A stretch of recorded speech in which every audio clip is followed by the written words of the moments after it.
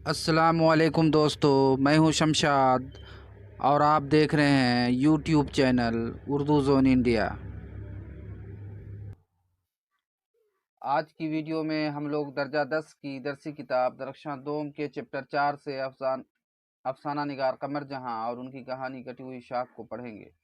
इस वीडियो में सबसे पहले अफसाना निगार कमर जहां की हालात ज़िंदगी से कुछ ज़रूरी सवालात और जवाबात को हल करेंगे। उसके बाद निसाब में शामिल उनकी कहानी कटी हुई शाख को समझने की कोशिश करेंगे। हमेशा की तरह आपसे गुजारिश है कि अपना 2 सेकंड का कीमती वक्त निकाल कर वीडियो को लाइक और चैनल को सब्सक्राइब ज़रूर कर देंगे।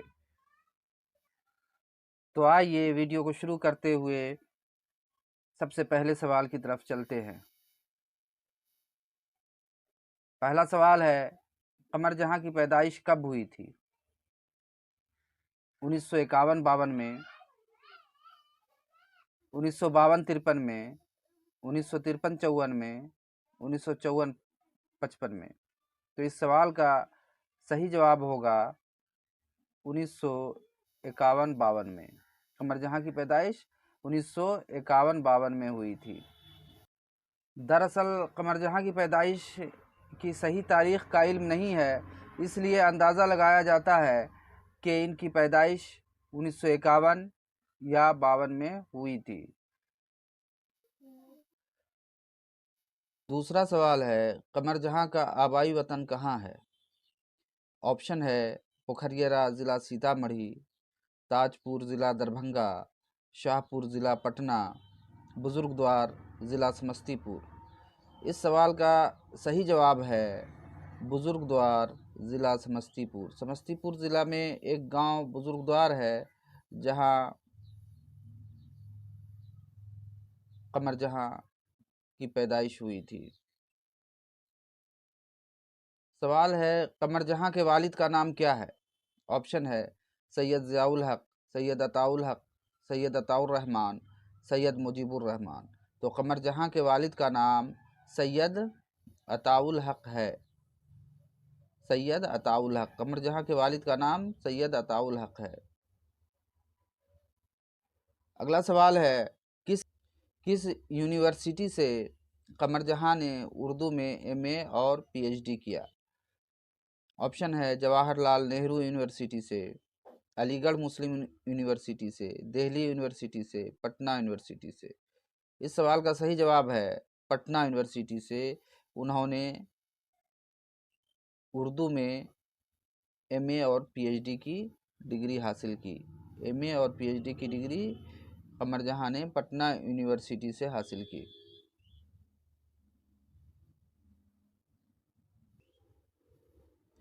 सवाल है, कमर जहां की पहली कहानी का नाम क्या था? ऑप्शन है चारागर, अजनबी अजनबी चेहरे, यादनगर, जुनून वफा। तो इस सवाल का सही जवाब है कमर जहां की पहली कहानी का नाम जुनून वफा था। ये माहनामा सुबह नौ पटना में शाये हुआ था। माहनामा महीने में निकलने वाला एक अखबार था, सुबह नौ जो पटना से निकलता था। इस अखबार में शाये हुआ था ये कहानी जुनून वफा। बहुत कम उम्र में, लगभग 16 साल की उम्र में कमर जहां ने ये कहानी लिखी थी, जब वो स्टूडेंट लाइफ गुजार रही थी। सवाल है, डॉक्टर कमर जहां की पहली कहानी जुनून वफा कब शाये हुई?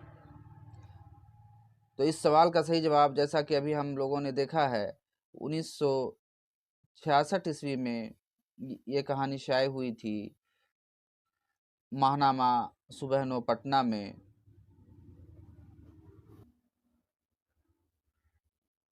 अगला सवाल है, कमर जहां ने अपने तदरीसी करियर का आगाज़ किस कॉलेज से किया? तदरीसी करियर का आगाज़ यानी पढ़ाने लिखाने का जो उनका करियर है उसका आगाज़ किस कॉलेज से किया? ऑप्शन है टीएनबी कॉलेज भागलपुर, सुंदरवती महिला college Bhagalpur, Patna college, Mahatma Gandhi college Darbhanga. तो इस सवाल का सही जवाब है सुंदरवती महिला कॉलेज भागलपुर।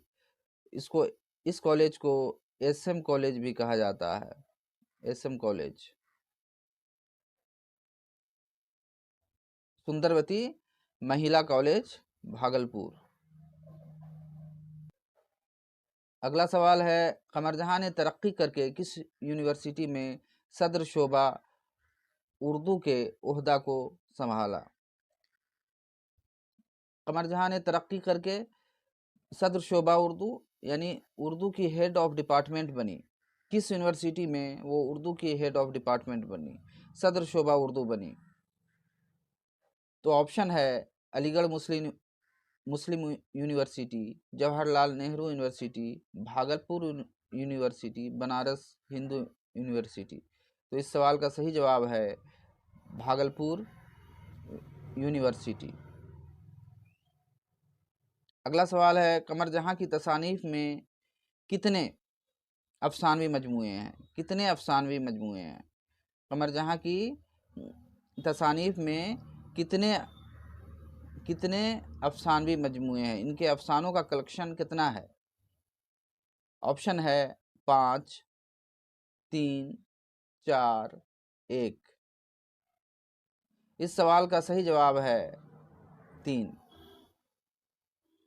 ان کی جو تصانیف ہیں ان میں 3 افسانوی مجموعے ہیں. افسانوں کا سنگرہ جو ہے 3 ہے.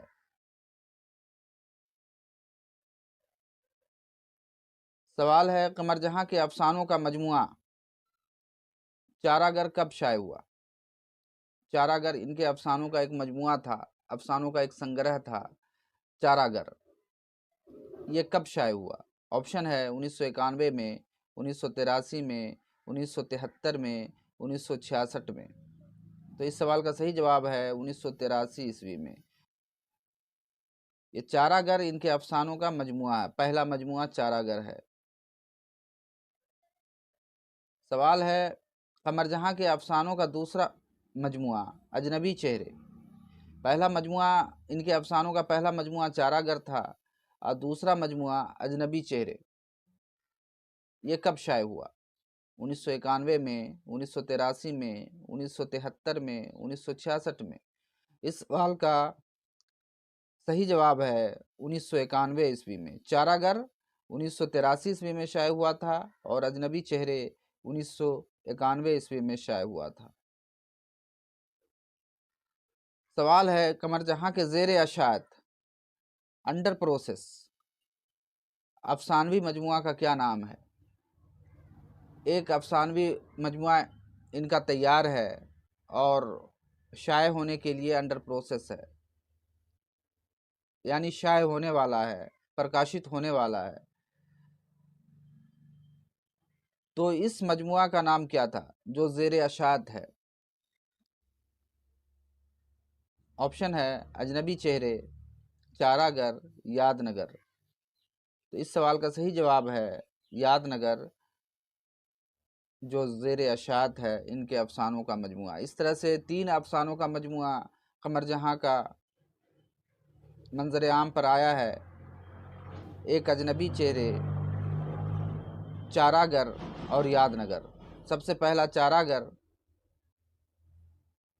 1983 عیسوی، اجنبی چہرے 1991 عیسوی اور یاد نگر جو زیر اشاعت ہے. اب ڈاکٹر قمر جہاں کی تنقیدی تصانیف ہیں. تنقید عربی زبان کا لفظ ہے، اس کے معنی کھرے اور کھوٹے کی پہچان کرنا ہے. کسی بھی چیز کی منفی اور مثبت یعنی پوزیٹیو اور نگیٹو پہلو تنقید میں گنوائے جاتے ہیں. تنقید میں صرف خامی نہیں بیان کی جاتی ہے، تنقید میں کسی بھی چیز کی صرف خامی نہیں بیان کی جاتی ہے بلکہ اس کی خوبی بھی بیان کی جاتی ہے. تو ڈاکٹر قمر جہاں کی تنقیدی تصانیف میں اختر شیرانی کی جنسی اور رومانی شاعری پہلا ہے، دوسرا معیار ہے، تیسرا کلام عبداللہ حافظ مشکی پوری ہے اور چوتھا حرف آگہی ہے. آپ کو سوال پوچھا جا سکتا ہے کہ اختر شیرانی کی جنسی اور رومانی شاعری یا معیار یا کلام عبداللہ حافظ مشکی پوری یا حرف آگہی کن کی تنقیدی تصانیف ہیں؟ تو یہ ساری تصانیف قمر جہاں کی ہیں. اب آئیے ڈاکٹر قمر جہاں کی کہانی کٹی ہوئی شاخ پر ایک نظر ڈالتے ہیں۔ زیر نصاب افسانہ یا کہانی کٹی ہوئی شاخ کا مرکزی کردار جس کے نام کا ذکر قمر جہاں نے اپنی کہانی میں نہیں کیا ہے، ہندوستانی سماج کا ایک وقت کا مارا ہوا نوجوان ہے، جو وقت کے ہاتھوں مجبور ہو کر اپنے بوڑھے ماں باپ کو چھوڑ کر خلیجی ممالک کا سفر کرتا ہے، یعنی گلف کنٹری کا سفر کرتا ہے۔ خلیجی ممالک میں ایران، عراق، کویت، سعودی عرب، بحرین، قطر، UAE، عمان وغیرہ آتے ہیں، اور ان ملکوں میں بہت سال رہنے کے بعد وہ اپنے گھر واپس آتا ہے۔ کہانی کا کردار اپنے گھر واپس آتا ہے۔ ڈاکٹر قمر جہاں یہیں پر سے اپنی کہانی شروع کرتے ہوئے کہتی ہیں کہ کتنے سال بعد وہ اپنے وطن واپس آیا تھا، یعنی کہانی کا جو کردار خلیجی ممالک گیا تھا، بہت سال دوسرے ملک میں رہنے کے بعد، کھاڑی دیش میں رہنے کے بعد اپنے وطن، اپنے گھر واپس آیا تھا۔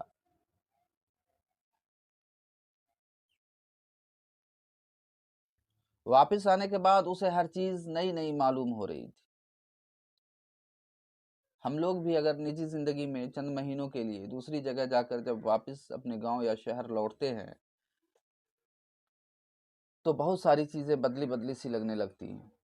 کچھ نئے مکانات کی تعمیر ہو جاتی ہے، کچھ پرانے مکانات منہدم کر دیے جاتے ہیں۔ ایسے وقت پر لگتا ہے کہ ہم لوگ کسی نئی جگہ پر آ گئے ہیں۔ ٹھیک اسی طرح کہانی کا یہ کردار جب کئی سال دوسرے ملک میں رہ کر اپنے گھر واپس آتا ہے، اپنے وطن واپس آتا ہے، تو اس کو ہر چیز نئی معلوم پڑتی ہے۔ وہ اپنے آپ کو اجنبی محسوس کرتا ہے اور اپنے آپ میں اسے پچھتاوا ہوتا ہے کہ اتنی اچھی سرزمین اور اتنے اچھے لوگوں کو چھوڑ کر اتنے لمبے عرصے تک وہ باہر کیسے رہ سکا۔ یہیں پر وہ سوچتا ہے کہ کیا اس کی حیثیت اس ٹوٹی ہوئی شاخ سی ہے جو درخت سے علیحدہ ہو گئی ہے، یعنی کہ اس ٹوٹی ہوئی ٹہنی سی ہے جو درخت سے الگ ہو گئی ہے، جو کبھی جڑ نہیں سکتی ہے۔ جب وہ اپنے گھر آتا ہے تو دیکھتا ہے کہ پہلے ہی کی طرح اس کے آنگن میں شریفے اور آم کے درخت جھوم رہے ہیں، اور اس کی بوڑھی ماں پلنگ پر پڑی کھانس رہی ہے اور اپنے لختے جگر کے چہرے پر کچھ ڈھونڈنے کی کوشش کر رہی ہے، یعنی اپنے بیٹے کے جو باہر سے آیا ہوا ہے اس کے چہرے پر کچھ ڈھونڈ رہی ہے اس کی ماں، جو بہت بیمار ہے۔ اس کے اپنے رشتہ داروں کے برتاؤ میں بھی تبدیلی نظر آ رہی تھی۔ اس کو اپنے رشتہ دار کا جو برتاؤ تھا اس میں بھی تبدیلی، تضاد نظر آ رہی تھی، اور وہ اپنے آپ کو غیر محسوس کر رہا تھا، یعنی کہ وہ اپنے آپ کو غیر محسوس کر رہا تھا، کہ غیر کی طرح سمجھ رہا تھا کہ ہم غیر ہو گئے، کیونکہ رشتہ دار لوگ بھی اس سے صحیح طرح سے بات نہیں کر رہے تھے۔ ودیش سے آنے کے بعد وہ اس دن کو یاد کرتا ہے جب وہ اس دنیا کو چھوڑ کر اندیکھی دنیا کی طرف پرواز کر رہا تھا، اڑ رہا تھا۔ اسے وہ بدیشی دوست بھی یاد آتا ہے جس نے اسے کہا تھا کہ تم تالاب کے مینڈک ہو۔ وہ سوچ رہا ہے کہ ویزا آنے کے بعد جب وہ ایئرپورٹ پر جہاز کا انتظار کر رہا تھا تو وہ کتنا خوش تھا۔ ساری پرانی باتیں فلم اسکرین کی طرح اسے یاد آ رہی تھیں۔ اس وقت اسے اپنی بوڑھی ماں اور بیمار والد کو چھوڑنے کا ذرا سا بھی غم نہیں تھا۔ جس وقت وہ بدیش جا رہا تھا، خلیجی ممالک جا رہا تھا، اس وقت اپنی بوڑھی ماں اور بیمار والد کو چھوڑ کر جانے کا اسے ذرا سا بھی غم نہ تھا، اور اسے لگ رہا تھا کہ جیل سے نکل کر ہم آزاد ہو رہے ہیں۔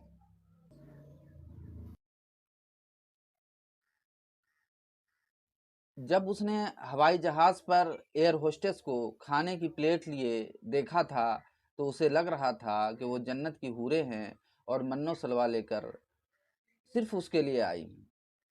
منو سلوا موسیٰ علیہ السلام کی قوم کو اللہ تعالیٰ کی طرف سے ملنے والا ایک بہت بڑے مقدار میں کھانا ہے۔ اللہ تعالیٰ جنت سے بنی اسرائیل کو کھانا بیچتے تھے جسے منو سلوا کہتے ہیں، اور جب مسکرا کر ایئر ہوسٹس نے اسے کھانا دیا تو اسے اور یقین ہو گیا کہ یہ صرف ہمارے لیے مسکرا رہی ہے، ایئر ہوسٹس صرف ہمارے لیے ہی مسکرا رہی ہے۔ لیکن جب اس کے بغل میں بیٹھے بوڑھے پیسنجر کے ساتھ ایئر ہوسٹس نے اسی دل نواز مسکراہٹ کے ساتھ بوڑھے پیسنجر کو کھانا دیا تو اس کا دل ٹوٹ سا گیا۔ بدیش پہنچ کر کچھ دنوں تک تو وہ جادوئی دنیا میں کھویا رہا، لیکن بعد میں اس کے دل و دماغ میں بے چینی پیدا ہونے لگی۔ کبھی کبھی وہ اپنے وجود کو پینڈولم کی طرح جھولتا محسوس کرتا۔ پینڈولم گھڑی میں جو پینڈولم لگا رہتا ہے اس کی طرح وہ جھولتا محسوس کرتا۔ اس کی روح بے چین رہتی اور وہ ہمیشہ سوچ میں ڈوبا رہتا۔ وہ سوچتا ہے کہ کیا کل کے اعتبار کے بغیر آج کا حسن برقرار رکھا جا سکتا ہے؟ وہ اپنے آپ سے کہتا ہے ہرگز نہیں، وقت ماضی، حال اور مستقبل سے تعبیر ہے، عبارت ہے، تم اسے صرف حال سے تعبیر نہیں کر سکتے۔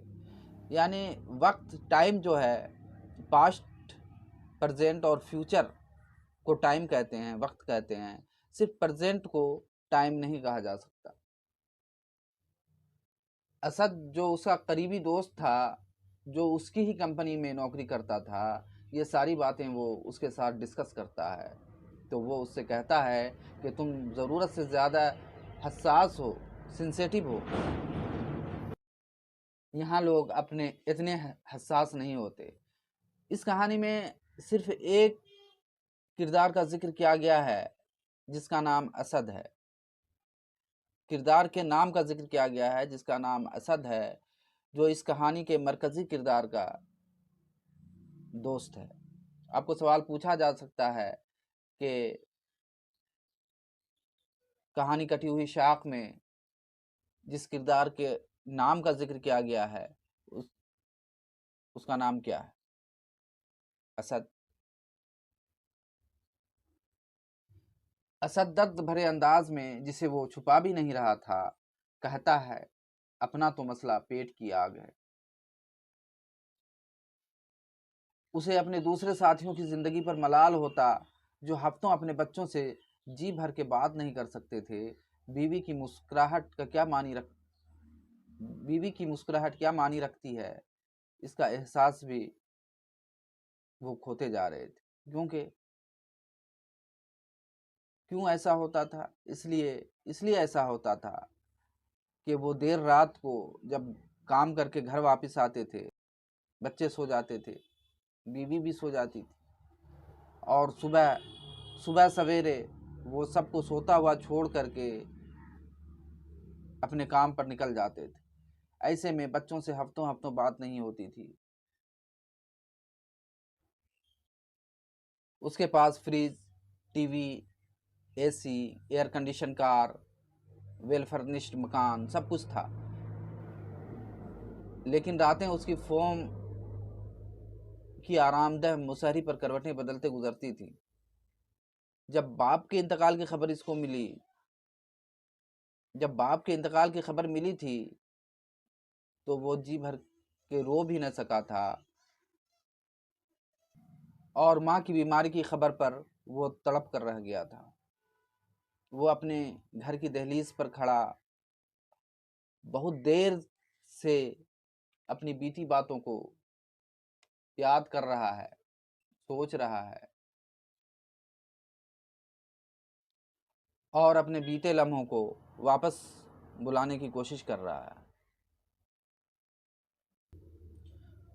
اسے لگ رہا ہے کہ یہ گھر اس کا اپنا گھر نہیں ہے۔ اسے لگتا ہے کہ اسے قدم کے نیچے کی زمین بہتا پانی بن گئی ہے، اسے دھوپ کا احساس ہوتا ہے، اور جب وہ سر اٹھا کر اوپر دیکھتا ہے تو دیکھتا ہے کہ اس کے سر پر چھت کا سایہ بھی نہیں تھا، چھت کا سایہ بھی غائب تھا۔ تو یہ تو تھی کہانی ڈاکٹر قمر جہاں کی کٹی ہوئی شاخ۔ موجودہ وقت میں جو سائنسی ترقی ہوئی ہے اور جو ایجادات ہوئے ہیں، جو انوینشن ہوئے ہیں، اس نے انسانی تہذیب کو متاثر کیا ہے، ساتھ ہی انسانی اخلاق پر بھی بہت برا اثر پڑا ہے۔